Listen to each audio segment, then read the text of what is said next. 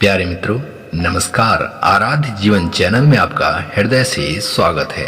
मित्रों, महात्मा कबीर ने सभी मानव जाति को दुख से निकालते हुए कहा है, आया है सो जाएगा, राजा रंक फकीर, कोई सिंहासन चढ़े चले, कोई बांधे जाए जंजीर। मित्रों, संत कबीर का यह दोहा हर मानव जाति के लिए है, चाहे वह भले ही महान व्यक्ति हो या कितना भी क्रूर व्यक्ति।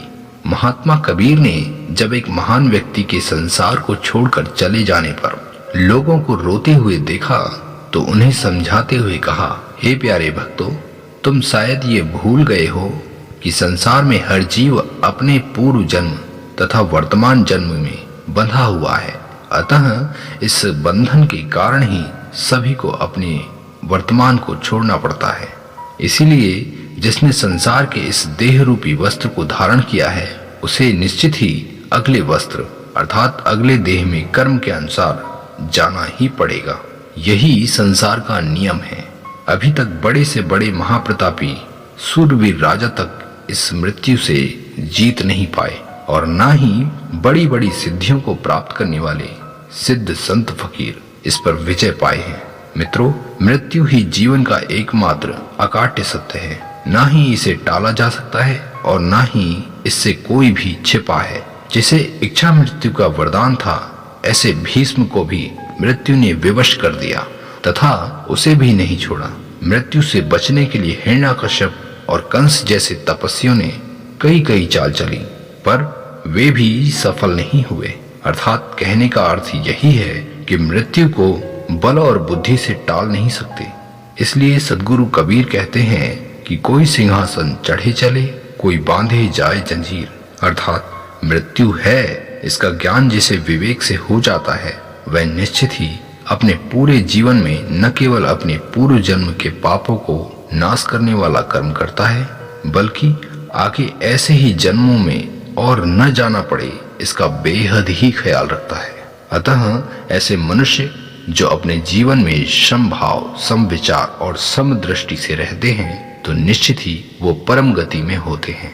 और यह कहना कोई झूठ न होगा कि वे अपने मृत्यु को भूल जाते हैं, क्योंकि ऐसे में मृत्यु और जीवन का फासला मिट जाता है। तब से केवल स्वतंत्रता ही अपनी असली संपत्ति होती है।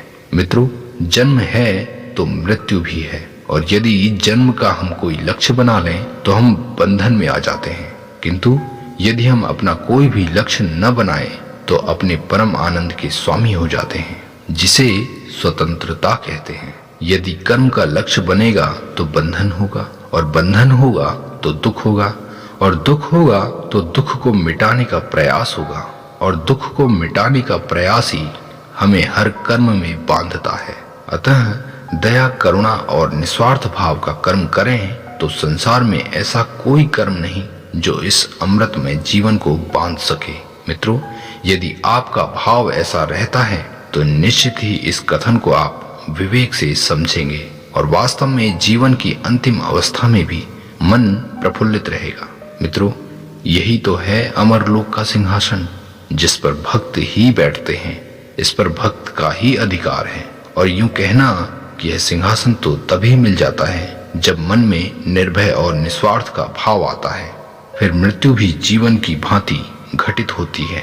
जैसे प्रतिदिन सुबह, शाम और रात्रि बदलते रहते हैं, वैसे ही उस दिन भी घटता है। कोई अचंभव नहीं होता, क्योंकि ऐसी मृत्यु तो भक्त रोज ही देखते हैं। तब भय नहीं रहता। मित्रों, भय अगर होगा तो समझिए अभी आत्मा की स्वतंत्रता नहीं हुई। संत कबीर ने कहा है, कोई बांधे जाए जंजीर। जंजीर का अर्थ है दुख, पीड़ा, भय और अज्ञान। इन्हीं बेड़ियों में जीव बंधा रह जाता है, क्योंकि इनको समझना ही कठिन है। ये इतनी भयानक है कि मनुष्य इसकी कल्पना भी नहीं कर सकता। और तो और जीवन भर इन्हीं बेड़ियों को अपनी सुरक्षा समझकर इन्हीं में उलझा रह जाता है, और इसीलिए मृत्यु के उपरांत भी जंजीर में बंधा रह जाता है। अतः मित्रों, जीवन के रहते इन्हें पहचानने का प्रयत्न करें। सत्य क्या है और असत्य क्या है, इसका निर्णय करना हमारा काम है। और यदि इसे पहचानने में कठिनाई हो तो ऐसे ही शुभ विचारों को अपने जीवन में उतारने का प्रयत्न करें ताकि पूरा जीवन सत्य का उत्सव बन जाए।